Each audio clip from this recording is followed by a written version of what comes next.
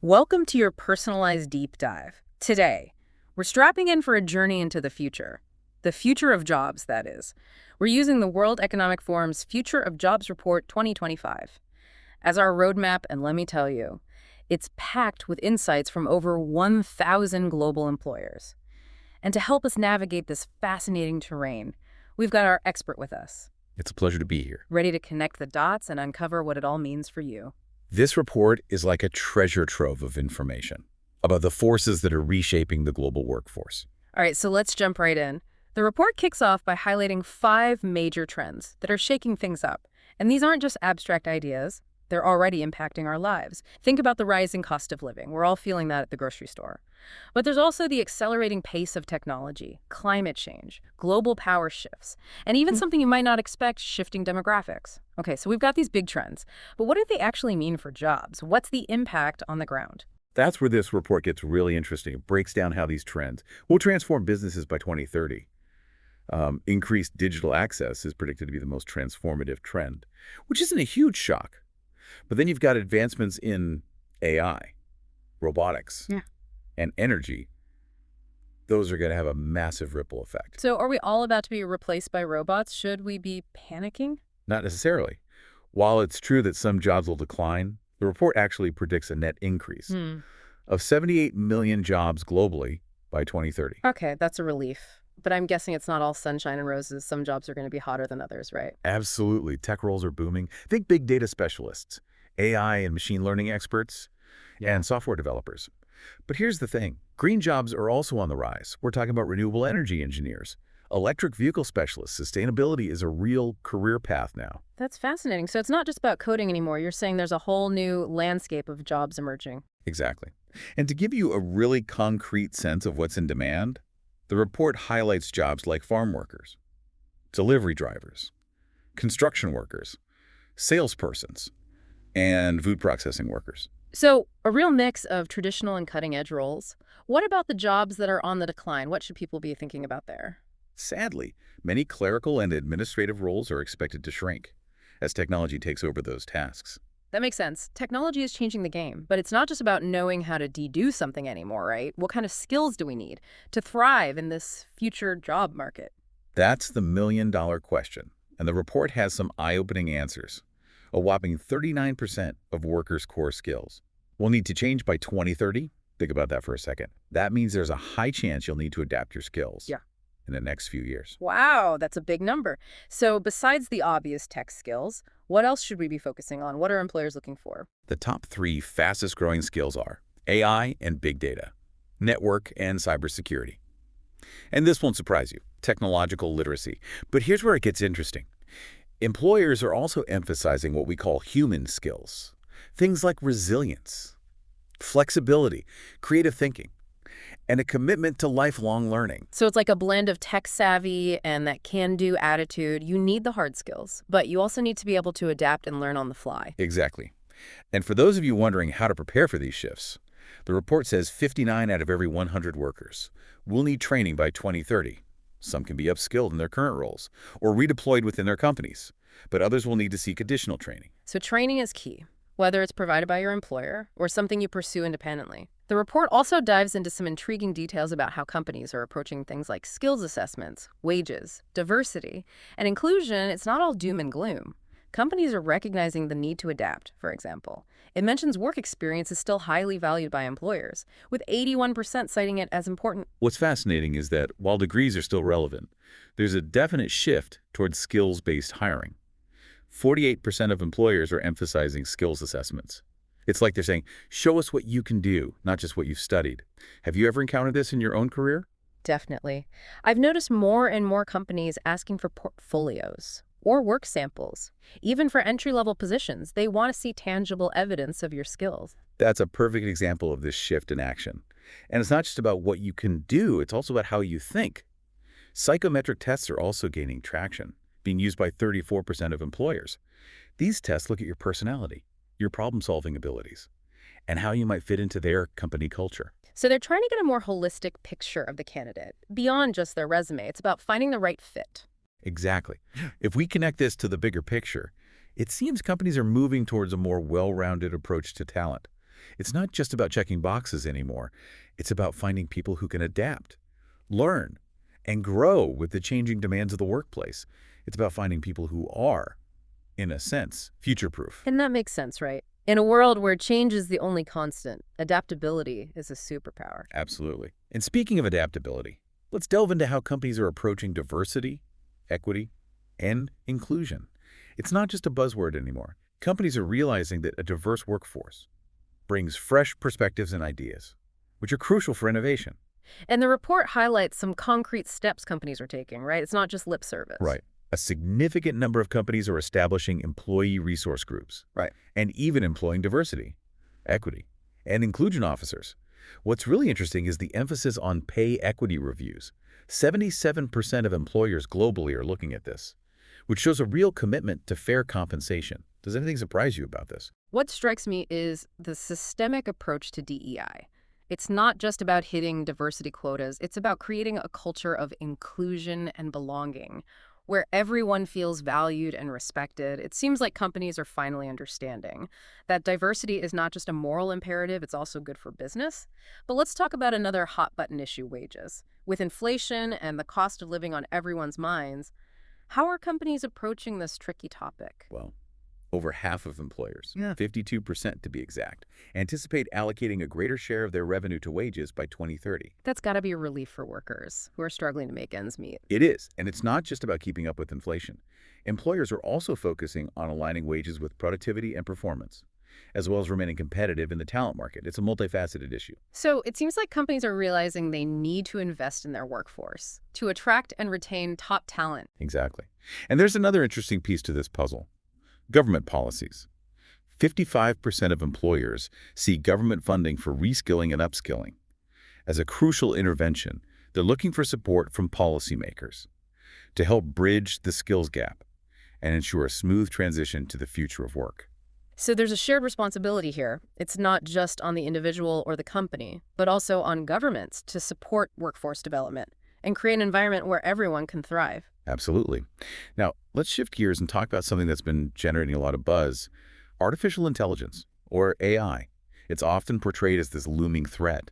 But how are companies actually integrating AI into their operations? How is it changing the way we work? That's a great question, and the report sheds some light on how companies are approaching this AI revolution. One thing that stood out to me is that 77% of employers are planning to reskill and upskill their workforce to better work alongside AI. It's like they're acknowledging that AI is here to stay. And it's not about replacing humans, but about finding ways to collaborate effectively. That's a smart move. Instead of fearing AI as a job killer, they're seeing it as a tool that can enhance productivity and create new opportunities. And 69% of employers are even planning to hire new people, specifically skilled in AI tool design and enhancement. They're embracing AI as a force for innovation. This raises an important question. What does all of this mean for workers who are in those declining roles, the ones that are being impacted by automation? What happens to them in this AI-powered future? That's where training and reskilling become even more critical. The report suggests that companies should prioritize transitioning existing staff, from declining roles to growing ones. It's a win-win. The company retains valuable experience and knowledge, and the employee gains new skills and a more secure future. It's about investing in your people and helping them adapt to the changing landscape. Exactly. It's about creating a culture of continuous learning and development, where everyone has the opportunity to grow and evolve with the company. And let's not forget the human side of this equation. The report found that supporting employee health and well-being is a top priority for increasing talent availability. It's not just about skills and training. It's about creating a workplace where people feel valued, supported, and empowered to do their best work. Absolutely. It's about recognizing that employees are more than just cogs in a machine.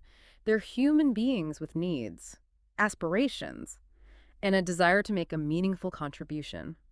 So far, we've covered a lot of ground here, from major global trends to specific skills and workforce strategies. But remember, this deep dive has just scratched the surface of this incredibly detailed report. And that's what's so exciting about it. There's so much more to explore. One thing that really jumps out at me is how the report goes beyond global trends and dives into specific regions and industries. There are a lot of nuances and variations, depending on where you are in the world and what sector you're in. That's a great point. It's like we've laid the foundation. But now it's time to zoom in and see how these trends are playing out in different parts of the world. Exactly. And that's what we'll be doing in the next part of our deep dive. We'll be taking a closer look at specific regions, exploring how they're navigating the future of work and what it means for you. So stay tuned for that. We'll be back shortly to explore these regional trends in part 2. Welcome back to your deep dive into the future of jobs. In part 1, we laid out the global trends. But now it's time to zoom in on specific regions and see how these forces are playing out on the ground. You know, it's fascinating to see how these global trends manifest differently in different parts of the world. It's like looking through a kaleidoscope. The same patterns create entirely different images. That's a great analogy. Yeah. And the report does a fantastic job of highlighting those regional nuances. Let's start our journey in Eastern Asia and Oceania. One word sums up the biggest challenge they're facing: demographics. Demographics, huh? So we're talking about aging populations and shrinking workforces, especially in countries like China, Japan, and South Korea. What does that mean for businesses in those countries? Are they just panicking? Well, panic might not be the right word, but they are definitely facing some serious challenges. Companies in China and South Korea, for instance, are increasingly turning to automation and AI to boost productivity and fill those labor gaps. Meanwhile, in places like Japan and Hong Kong, there's a growing focus on tapping into more diverse talent pools, including women, older workers, and immigrants. So it's a double whammy. Fewer workers, A&D, and need for new skills. That sounds like a recipe for a talent crunch. It certainly does. And the report highlights some real concerns about skills gaps and cultural resistance to change.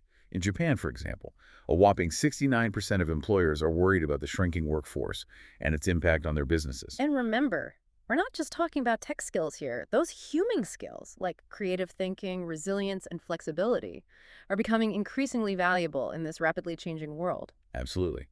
Now, let's shift gears and hop over to Southeast Asia. We're talking about countries like Indonesia, the Philippines, and Vietnam. These are nations with young and growing workforces. But they're grappling with a different set of challenges. So instead of too few workers, they're dealing with issues like a digital divide and concerns about trade restrictions. It sounds like a whole different ballgame. It is. In Indonesia, for instance, over 80% of businesses see digital access as a major driver of change. But that access isn't universal yet. There are still significant gaps in internet connectivity and digital literacy, and they're also worried about potential disruptions to global trade, which could impact their economies. So given all of that, are they just sitting back and waiting for things to improve? Or are they taking proactive steps to address these challenges? Definitely not sitting back. They're actively investing in new technologies, like sensors, lasers, and advanced materials, to enhance their manufacturing capabilities and boost productivity. And they're putting a strong emphasis on transitioning workers from declining roles to those in-demand green and tech jobs, which is a smart move. It's like they're leapfrogging ahead, embracing the digital future while simultaneously tackling climate change. It's impressive to see that kind of forward-thinking approach. Now, let's journey to the Middle East and North Africa. This region is all about automation and upskilling, with a surprising dash of optimism. Optimism in the face of automation, that's not something you hear every day. It is refreshing, isn't it? A higher percentage of employers in this region believe Ah. that talent availability will actually improve by 2030. And it's partly because they're embracing automation, particularly in countries like Saudi Arabia and the UAE, which are investing heavily in robotics and AI. So instead of fearing robots as job stealers, they're seeing them as potential partners, tools that can help them boost productivity and create new opportunities. Exactly. But they're not naive about the potential downsides of automation. They recognize that it's going to disrupt the job market, and that's why they're prioritizing upskilling. The skill disruption rate in this region is actually higher than the global average. So investing in training and education is a top priority. Makes perfect sense. You've got to equip your workforce for the jobs of the future if you want to remain competitive. Now let's shift our focus to sub-Saharan Africa. This region is facing a unique set of challenges, including poverty, inequality, and a rapidly growing youth population. It's a complex landscape. But despite those challenges, businesses in sub-Saharan Africa are remarkably optimistic about talent development. Over 80% of employers in the region expect talent availability to improve in the coming years. Wow, that's even higher than the global average. What's driving that optimism? I think it's a combination of factors. They have a young and energetic workforce that's eager to learn and contribute, and there's a growing recognition that investing in education and training is crucial for economic growth. They're also putting a strong emphasis on supporting employee health and well-being, recognizing that a healthy workforce is a productive workforce. That's a smart move. But what about the skills gap? How are they addressing the mismatch between what employers need and what workers currently have? Upskilling and reskilling are at the top of their agenda. They know they need to close that skills gap if they want to attract investment and create sustainable jobs, for example, in Zimbabwe, where nearly half of all job skills are expected to change by 2030, a staggering 90% of employers are investing in training programs for their employees. So there's a real sense of urgency, but also a lot of proactive energy.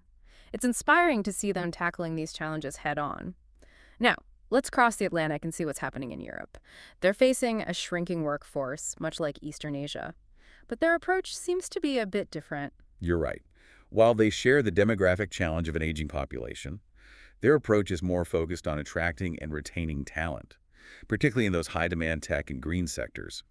They're implementing talent progression programs, offering flexible work arrangements, and even considering changes to immigration laws to attract skilled workers from other countries. So they're pulling out all the stops to attract the best and brightest. It makes sense, especially if they want to build a robust green economy. You can't do that without a talented workforce.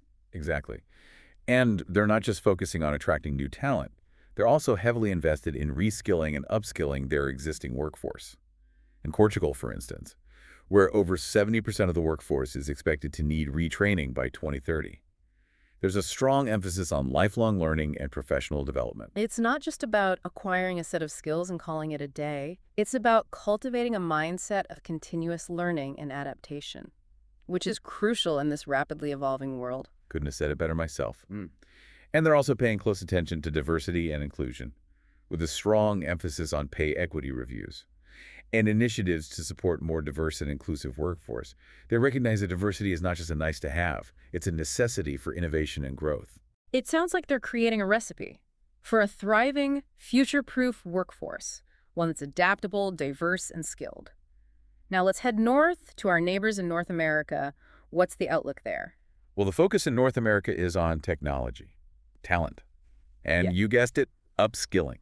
It's a region that's at the forefront of the tech revolution, and that's reflected in their approach to the future of work. So we're talking more robots, more coders, and more training. Pretty much. Yeah. 97% of Canadian companies see AI and information processing as major drivers of change, and they're investing heavily in those areas. And in the U.S., companies are increasingly evaluating both offshoring and reshoring options, which is interesting. What makes that so interesting? It seems counterintuitive to be doing both. Well, it reflects the complex dynamics of the global economy. While automation is happening everywhere, companies are also thinking strategically about where to locate certain jobs and how to build a globally competitive workforce. It's not just about chasing cheap labor. It's about finding the right talent for the job, wherever it may be. So it's a balancing act, trying to optimize for cost, talent, and strategic advantage. It's a global chess game, essentially. And let's not forget the importance of diversity and inclusion in North America. Companies are stepping up their efforts to prioritize pay equity and implement those measures we discussed earlier, like employee resource groups and diversity officers. They're realizing that a diverse and inclusive workforce is not just a moral imperative, it's also a competitive advantage. It sounds like they're taking DEI seriously and recognizing that it's good for both their employees and their bottom line.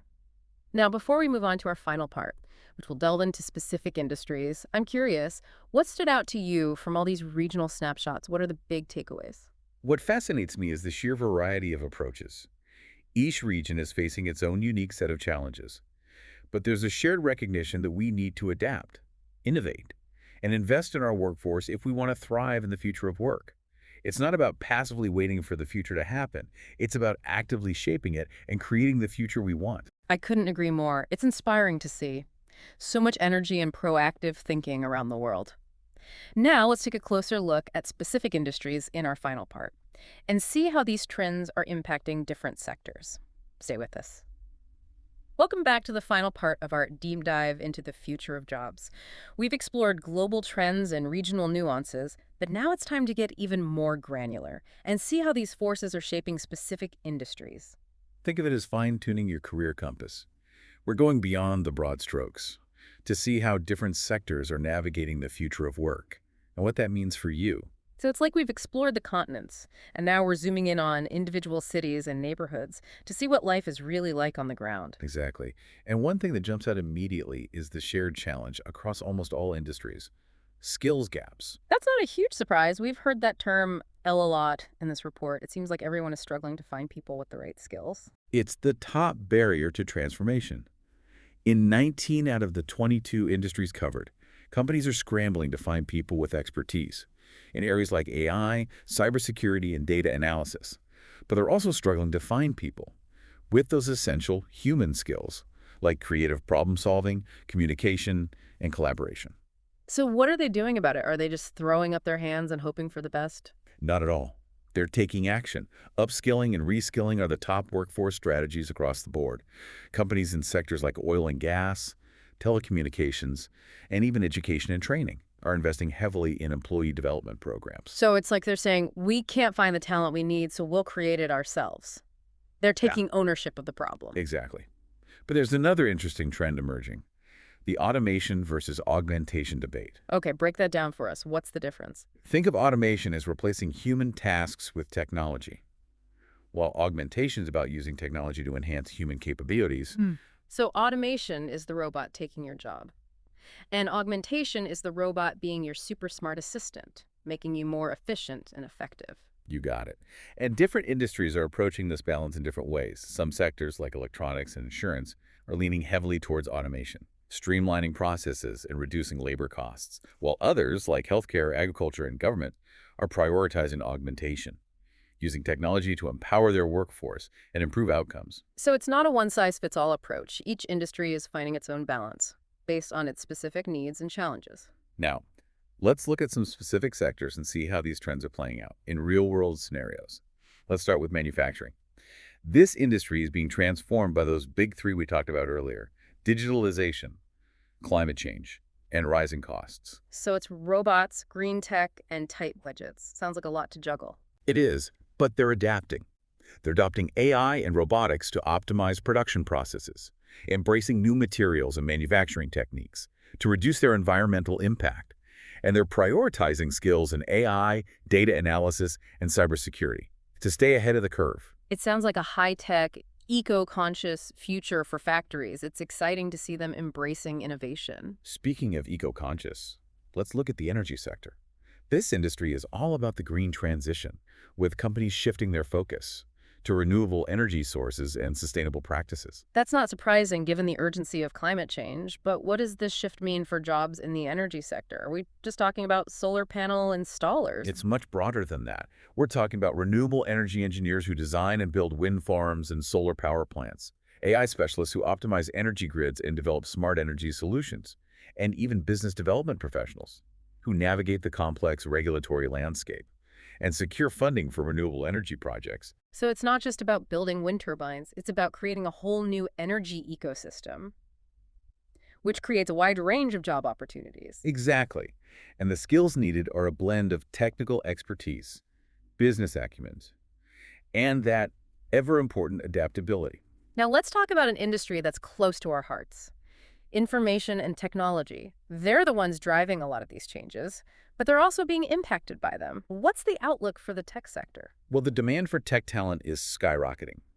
Companies are desperate for software developers, AI and machine learning specialists, and cybersecurity experts. Yeah. If you have those skills, you're in high demand. So if you can code, you're golden. But is it just about technical skills in the tech sector? It's more than just coding. Tech companies are also looking for people who can think creatively, Yeah. solve complex problems, communicate effectively, and work collaboratively in teams.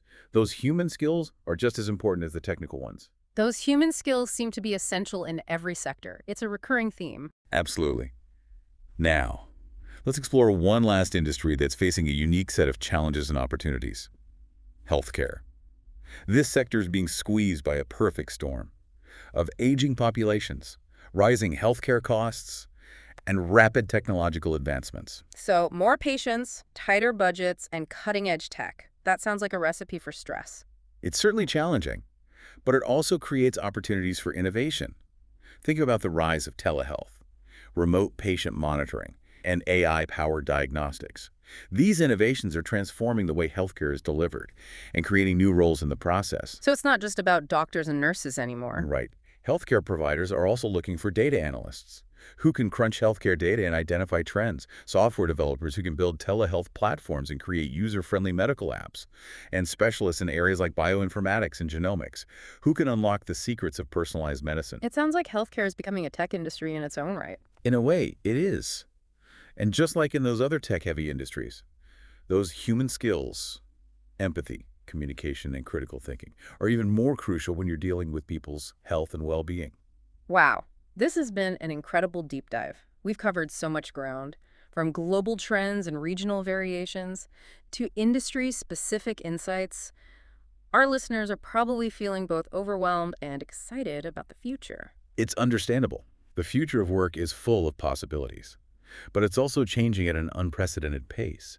The key takeaway here is that the future isn't something that just happens to us. It's something we create through our choices and actions. So it's not about passively waiting for the future to unfold. It's about actively shaping the future we want. Exactly. And that's where this report is so valuable. It's a roadmap, a guide, a source of inspiration. It shows the trends, the challenges, and the possibilities, so we can make informed decisions about our careers, our businesses, and our lives. I love that. It's like we've been given a glimpse into the future, and now it's up to us to write our own stories. What story will you write? What skills will you develop? What opportunities will you seize? That's the question we leave you with. As we wrap up this deep dive into the future of jobs. Keep learning, keep growing, and keep diving deep. Until next time.